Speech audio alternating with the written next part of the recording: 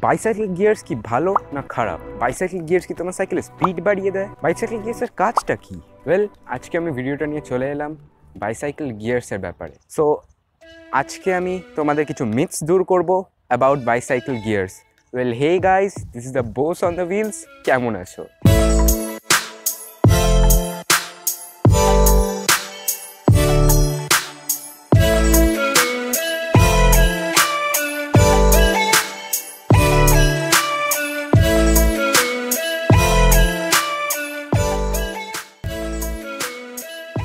ওকে, so first টপিকটা যেটা,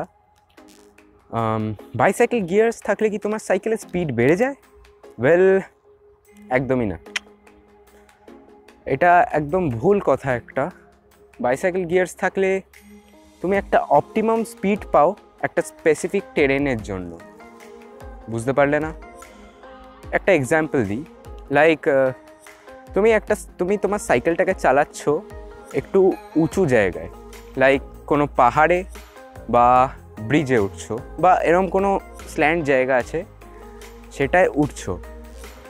তখন তোমার নর্মাল সাইকেল দিয়ে যদি তুমি উঠে যেতে পারো, নয় তোমার পায়ে খুব জোর আছে আর উঠে তো যাবে, তারপর আর পা থাকবে না, সেটা খুলে যেতে পারে। সো একটা সাইকেলে যদি গিয়ার্স থাকে, দেন তুমি সেই যে টেরেনটার জন্য তোমার পেডলিংটাকে ইজি করে দিতে পারো। সো পায়ে অতটা প্রেশারও পড়ে না আর সাইকেলটা উঠে যায়, বাট অতটা স্পিড পাওয়া যায় না। যদি তুমি চালাচ্ছ এবার রোডে, একটা সাইকেল বেশি প্যাডলিং ইজি হয়ে গেলে টাইম ওয়েস্ট হবে আর তুমি বেশি ডিস্টেন্স কভারও করতে পারবে না। সেই জন্য গিয়ারটাকে হার্ড দিয়ে দিতে হবে যখন তুমি একটা রোডে চালাচ্ছ। আর যেই তুমি গিয়ারটাকে হার্ড গিয়ার্সে দেবে, সো তোমার পেডলিং হার্ড হয়ে যাবে আর তুমি কম টাইমের মধ্যে বেশি ট্রাভেল করতে পারবে। সো এইটাই আমাদের একটা গিয়ার হেল্প করে, একটা অপটিমাম স্পিড দেয় একটা স্পেসিফিক টেরেনে। ওকে, সো এবার আমরা কথা বলে নিই একটু বাইসাইকেল গিয়ার্সের কম্বিনেশনসের ব্যাপারে।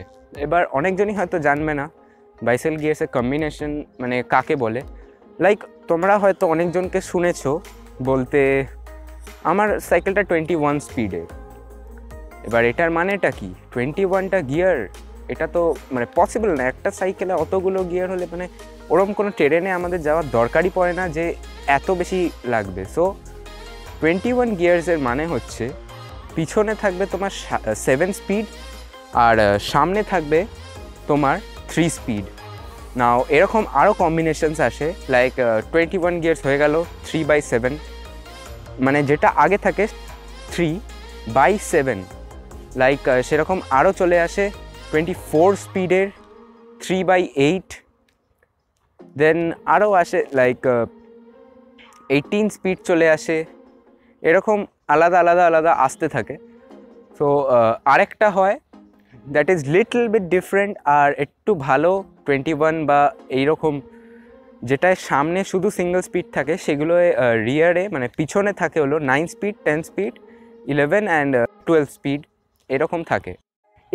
এইবার আমি তোমাদেরকে একটু বুঝিয়ে দিই গিয়ার শিফটিং কীরমভাবে করতে হবে। মানে এই রুলটা আমি মেনে চলি, কজ যদি তোমরা এটা না মানো, লোকে কি করে মানে যখন খুশি যে খুশি গিয়ার পটাপট দিয়ে যায়, বাট সেটা ঠিক নয়, একদমই ঠিক নয়।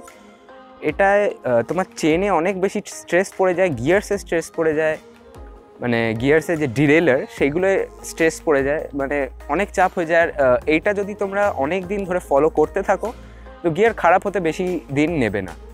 এবার একটা মেন টপিক, যে তোমরা গিয়ারের কম্বিনেশনটা কখন কীরকম রাখবে। লাইক আমি এক্সাম্পলটা দিচ্ছি 21 গিয়ার্স, কারণ বেশিরভাগ লোকের কাছে 21 গিয়ার্সই থাকে। তোমরা এটা অ্যাপ্লাই করতে পারো এই যেটা 18 গিয়ার্স আসে সেটার সাথেও।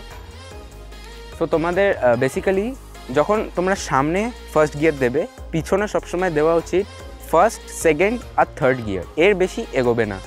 দেন থার্ড গিয়ার অবধি দেওয়ার পর তোমরা চলে যাও ফ্রন্টে সেকেন্ড গিয়ার দিলে, দেন পিছনে থার্ডের থেকে শিফট করে ফোর্থ, ফিফথ, দেন আবার ফ্রন্টে চলে আসছি।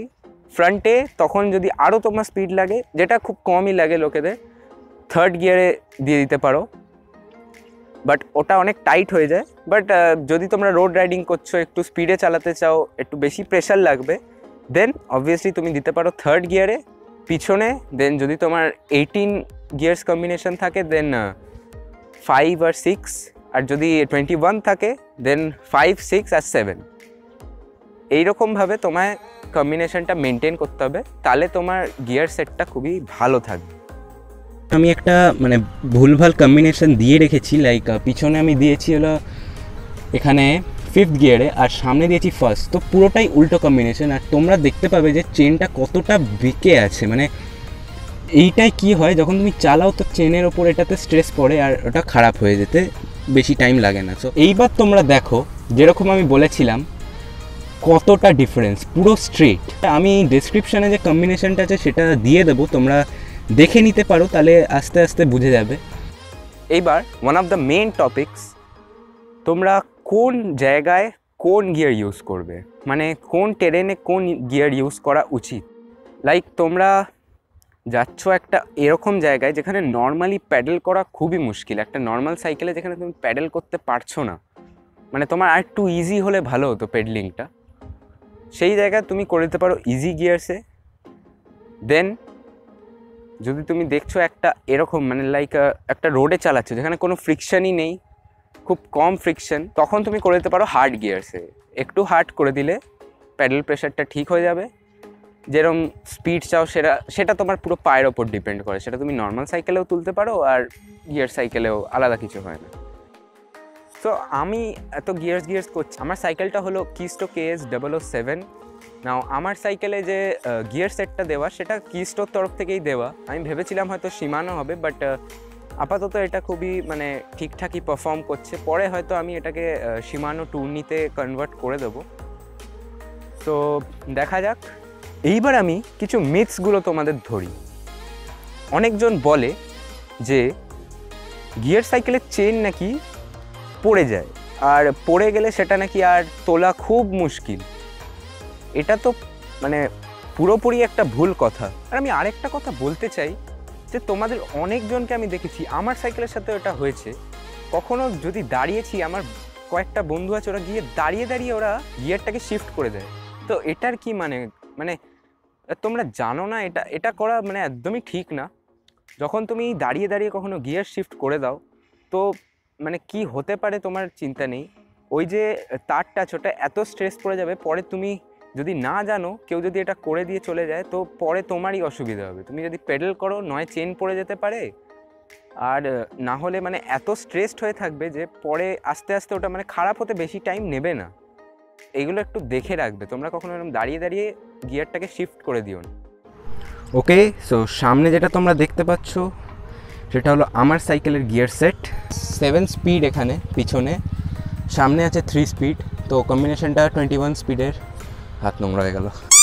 গিয়ার সাইকেলের চেন তখনই পড়ে যখন তোমরা খুব বেশি ব্যাক প্যাডলিং করো। একটা দুটো প্যাডলিং ঠিক আছে, খুব বেশি ব্যাক প্যাডলিং করলে তোমার চেন পড়ে যাবে।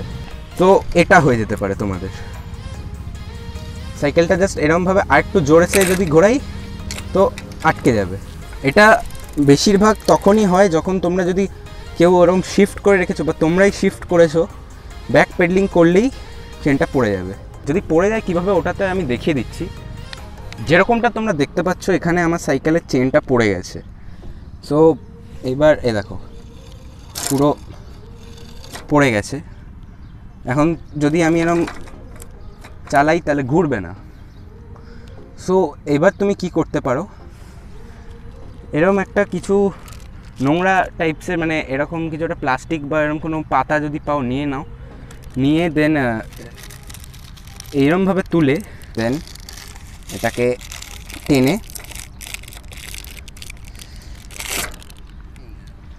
ক্র্যাঙ্কটার উপর উঠিয়ে দিলে দেন এটাকে ধরে জাস্ট ঘুরিয়ে দাও, চেন আবার উঠে গেছে। ওকে, সো এই অবধি ছিল। যদি ভাল লেগে থাকে তো এটা লাইক করে দাও, ভিডিওটাকে শেয়ার করে দাও, অ্যান্ড প্লিজ সাবস্ক্রাইবটাও করে দাও, কারণ this is the boss on the wheels signing off.